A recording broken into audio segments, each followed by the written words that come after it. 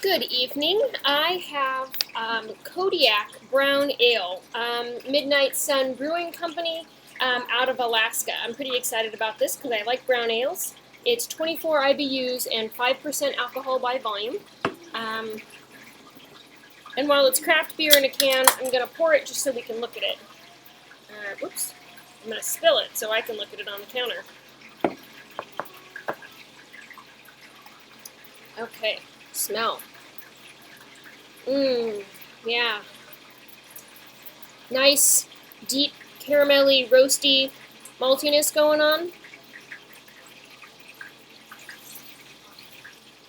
Not a lot of hop finish.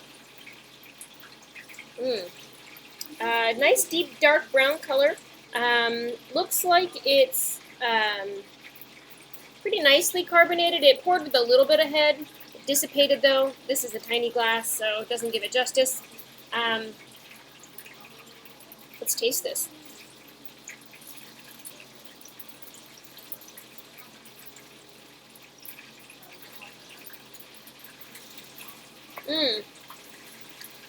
This is good.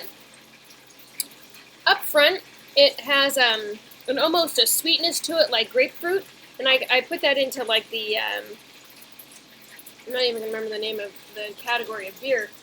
German style beers. I'll think of the name in just a moment.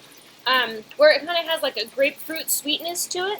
Kind of like a Dunkelweizen, maybe like a Bock, and some nice complexity to it. Really, no hops in here, and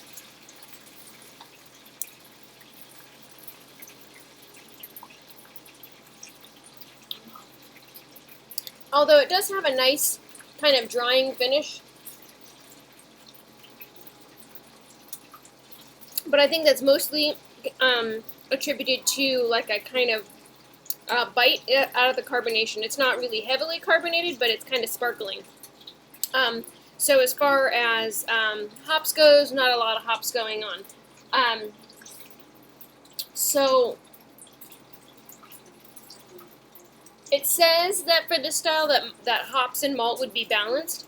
And in that respect, I feel like this probably isn't very well balanced. But it's definitely enjoyable. So mouthfeel, it's a medium full, moderate carbonation, but very drinkable. So overall impression, it's the style says it's like a pale ale but with more body, and I don't think that quite describes this particular beer. Because pale ale to me tends to be a little bit more hoppy. So this is a higher malt profile with some sweetness to it. And actually, now that I'm looking in the bottom of the glass, I have a little bit of sediment, which is interesting. I don't get that often in brown ales, especially unless for some reason it was unfiltered. No, not particularly. It says balances caramel and roasted malts with enticing Northwest hops.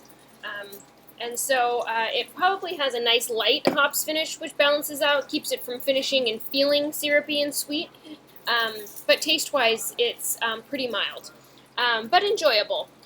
So it says it can overlap in color with American Pale Ales. However, American Amber Ale is different from Pale Ales. Oops, excuse me.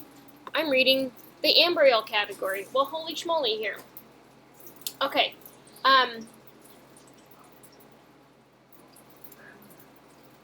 Medium dry finish provides an aftertaste of both malt and hops. Okay, hop flavor can be light to moderate.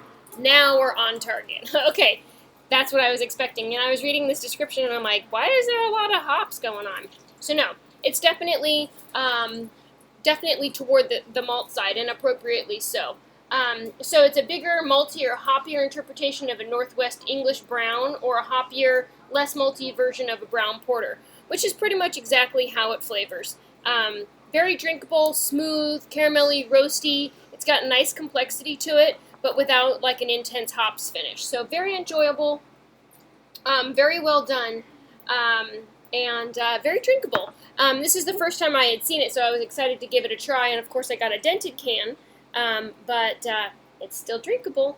So if this is something that you've tried, let me know if you've liked it and where you found it. I'm always curious. I happened to find this single can by itself at Whole Foods, and I haven't seen any other cans before or since then. So interesting find.